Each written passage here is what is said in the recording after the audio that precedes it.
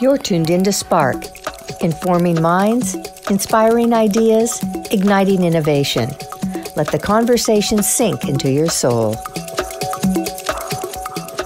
This is Kelly Marlowe, host of Spark. Today I'm talking with Alicia Dattner, award-winning comedian and author of Is This It? We will be talking about laughter during crisis. How can we still laugh and appreciate life today? Thank you for joining me today, Alicia. My pleasure. So how are you staying funny these days? Kelly, that is the number one question people are asking me.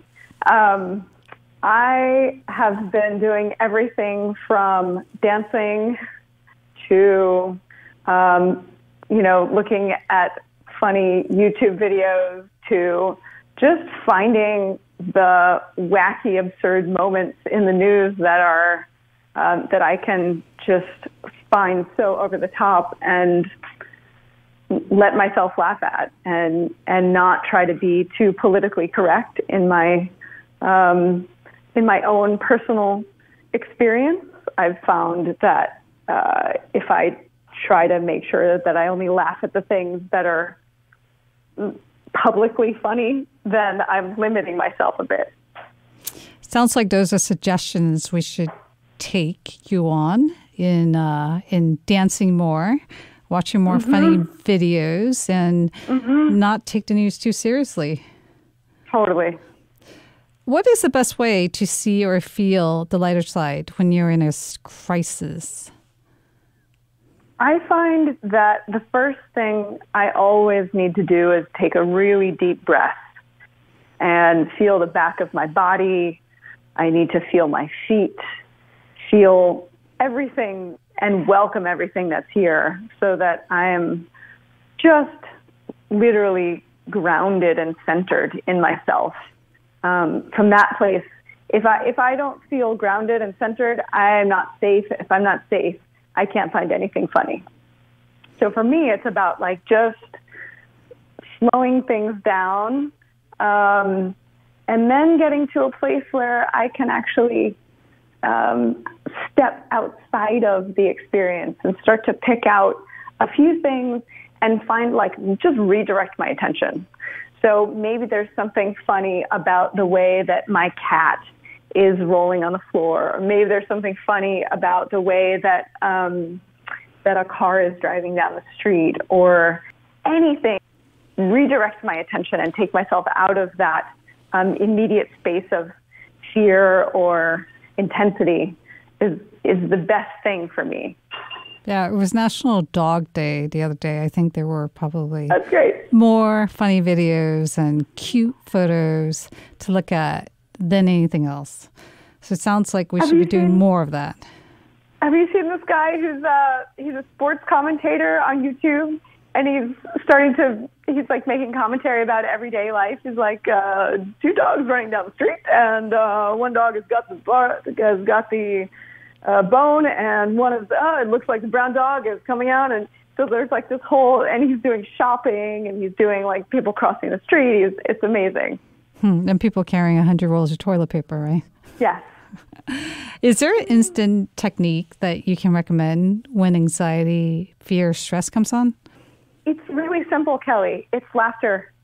So if you read the studies, you'll hear that our bodies, and this is according to the studies. I don't think this is 100% true, but basically our bodies can't tell the difference physiologically between laughter that we bring on, and I'm going to say the word fake, and laughter that comes spontaneously.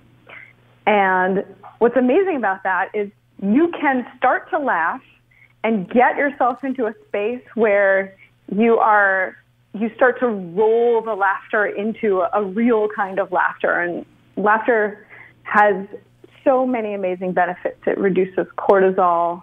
It increases resilience. It pumps oxygen to the brain. It releases endorphins. It gives you exercise. It's perhaps the best free thing that you can experience on your own.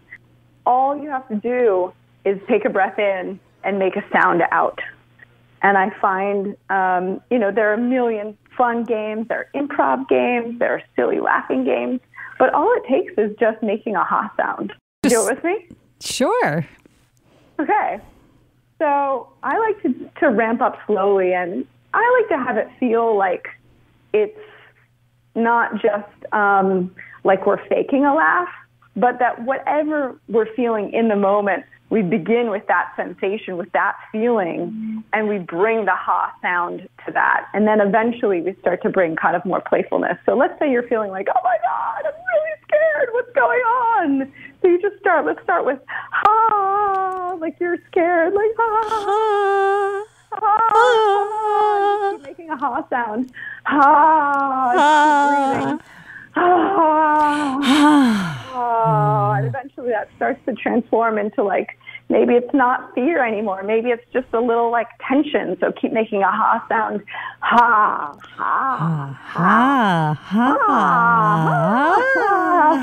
ha, ha. And then maybe you start to notice that there's some kind of absurdity in what you're doing, and you keep making a sound with that awareness of the absurdity. So ha.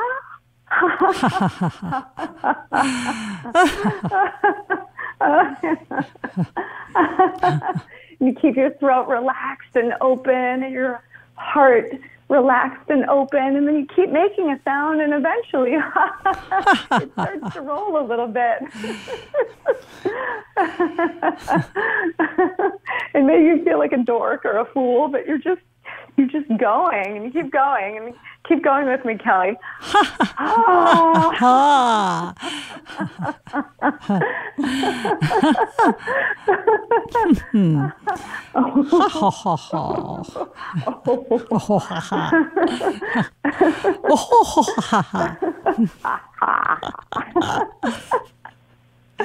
you can even make fun of your own laughing sound. Yeah, and you can make any vowel, any sound.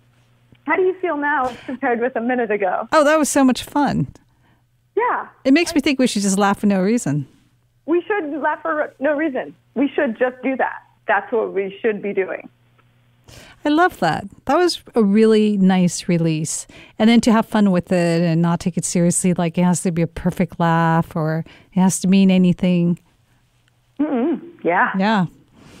Yeah, I love no it. No jokes required. Yeah. No although jokes. They're fun, but you don't need them. Yeah, and you don't have to be funny to laugh.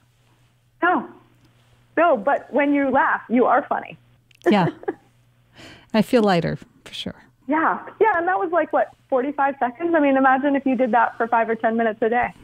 Imagine if you brought it into your relationships. Imagine if, you did it on Zoom with someone or the person you're quarantined with. Oh, that is such a great idea. Yeah. Oh, I'm going to have to do that. Well, I'm available if you're looking. That's great. Alicia, why are people hoarding toilet paper? And why is it funny and not funny at the same time? Kelly, I can't tell you how absurd this thing is to me. I don't even understand. So first off, I would be hoarding chocolate. That's the first thing I would hoard.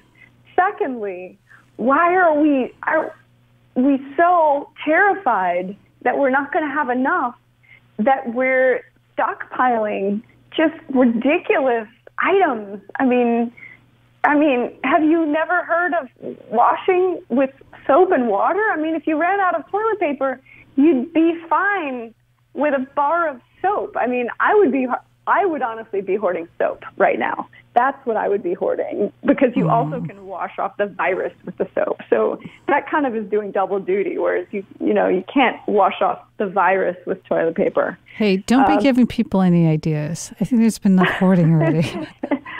Don't be giving people ideas about washing with soap. We are, that we're in fear and we're taking more than we need instead of having a sense of trust that there will actually be enough for all of us. And we've seen this with masks. So in that way, it's not funny. Yeah, but the designers are stepping up. They're starting to make masks. We're going to have some good-looking masks coming in to play here. Hot masks. really sexy looking exactly face covering. Lace, sequins, anything's possible. They've now. already figured that out in China, and like all of, like so many Asian countries have these amazing masks, and they're just like, they're super fashionable, they're super hip, they're like embroidered, they're bedazzled, they match their cell phones. We're so behind the curve on that. So how can social distancing inspire us? What can we do that makes us feel like there's no distance? My sense of what's happening right now is that we are amidst a very, very deep recalibration.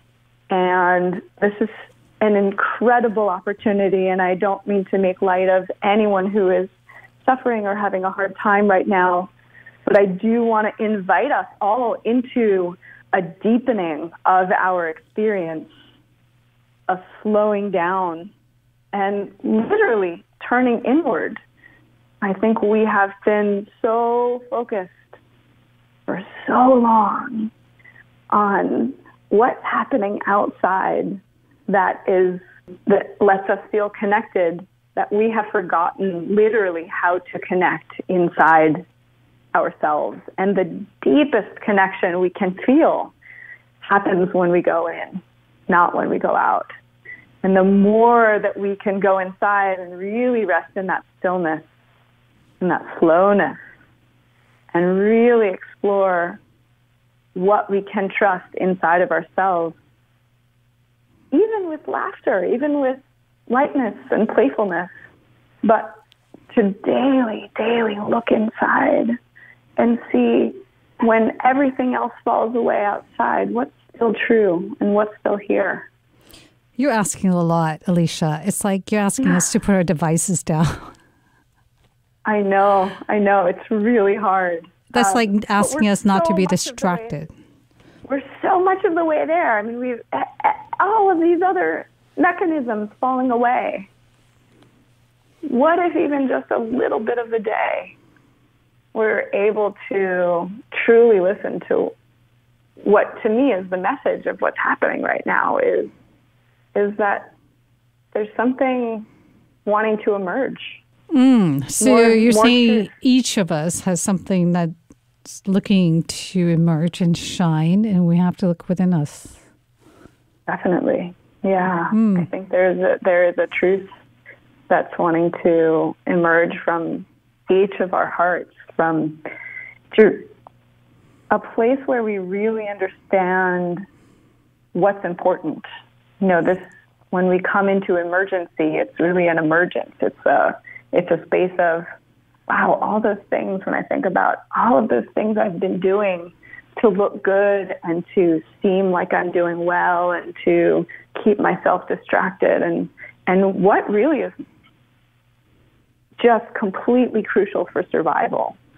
And from that place, what's really important is my connection with myself, my connection with something bigger, and my connection with the people that I love.